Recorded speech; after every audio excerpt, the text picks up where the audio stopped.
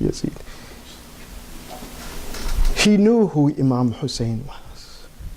They both knew who Imam Hussein was, but only one would act upon that knowledge. Only one would act upon that certainty. Only one would go and stand with Imam Hussein and be patient in the face of calamity, and that was Hur. That after he knew that this battle would begin and they will murder Imam Hussein, they said Hur, he mounted his horse. He looked towards one of his companions, one of the servants who were with him, Qur, and he asked him, "Have you given your horse drink today?" He says, "No." So Hur says, "Do you not want to leave and go and to give your horse something to drink, just some water?"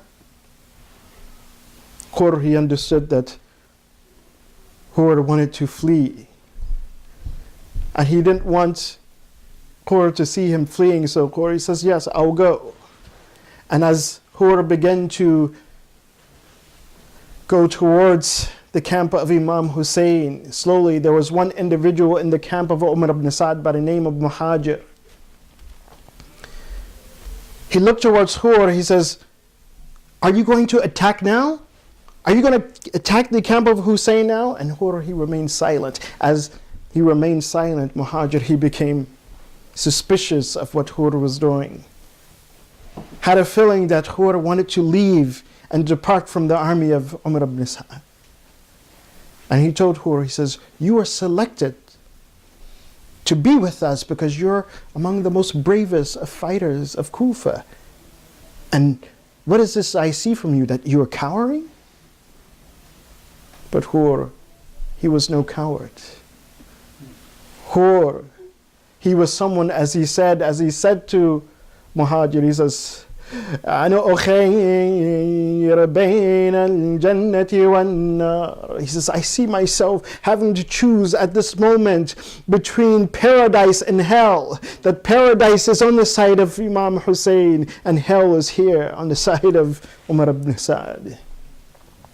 He says, "And I will not trade paradise for anything." At that moment, he kicked his horse and he flew to the side of Imam Hussein. He went to the side of Imam Hussein, coming off of his horse, asking Imam Hussein, "Ya Hussein, ana ta'ibun fahal min at-tawbah," that I am repenting.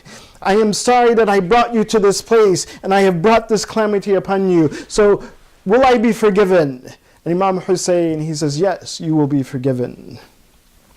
At that moment, Hur, he asks Imam Hussein, he says, "Since I have brought you here, you are my guest, and you have come here, and I had no idea that they were going to kill you, but now they are certain that they are going to kill you." He says, "Allow me to be the first to sacrifice myself." So he said that Hur, he went out upon the battlefield.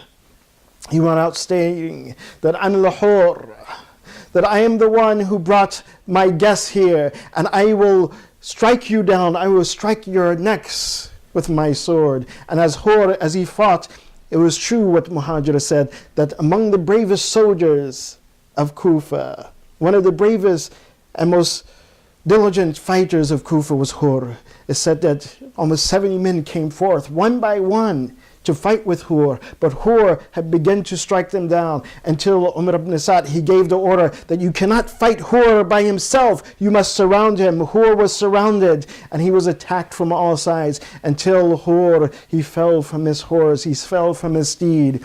And according to some of the narrations, but it said that he also, like all of the shuhada, he began to give his salutations to Imam Hussein.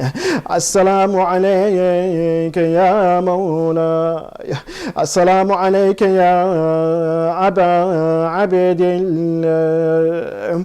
And when Imam Hussein, he realized that Hur had been struck down, according to some of the narrations, that some of the companions of Imam Hussein, they rushed out. Some say that Imam Hussein himself went out to the battlefield, and he took the head of Hur and placed it in his lap, and he began to wipe the face of a whore, the face that had been bloodied by the scars, the swords, and the spears that had struck down upon whore. And then he said to whore, Bakhin, Bakhin, ya whore. Congratulations, whore. Congratulations, whore. Anta whorun kama sammat ummuk. Today you are free as your mother has named you. Hor means free. So the Imam, he says, today you are free as your mother has named you. Anta al-hur fi dunya was-sa'idu fil akhirah. That today you are free in this world. You are free from the calamities and trials of this world. And in the next world you will be pleased. Inna lillahi wa inna ilayhi raji'un. وَسَيَعْلَمُ الَّذِينَ ظَلَمُوا أَيُّ مُنْقَلِبٍ يَنْقَلِبُونَ.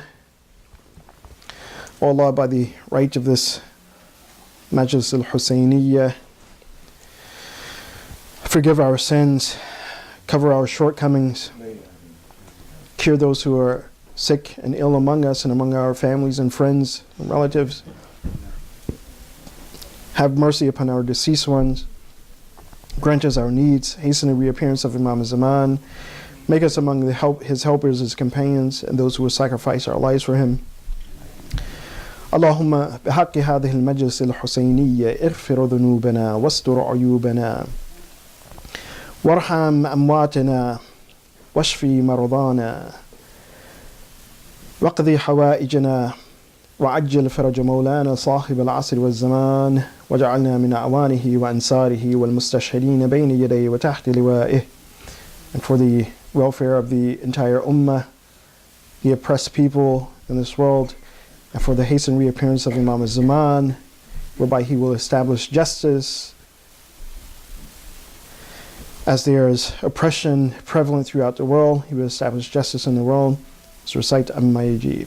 بسم الله الرحمن الرحيم عمن يجيب المضطر إذا دعاه يكشف السوء عمن يجيب المضطر إذا دعاه ويكشف السوء عمن يجيب المضطر إذا دعاه ويكشف السوء عمن يجيب المضطر إذا دعاه ويكشف السوء عمن يجيب المضطر إذا دعاه ويكشف السوء. يا حسين صلى الله عليه وسلم.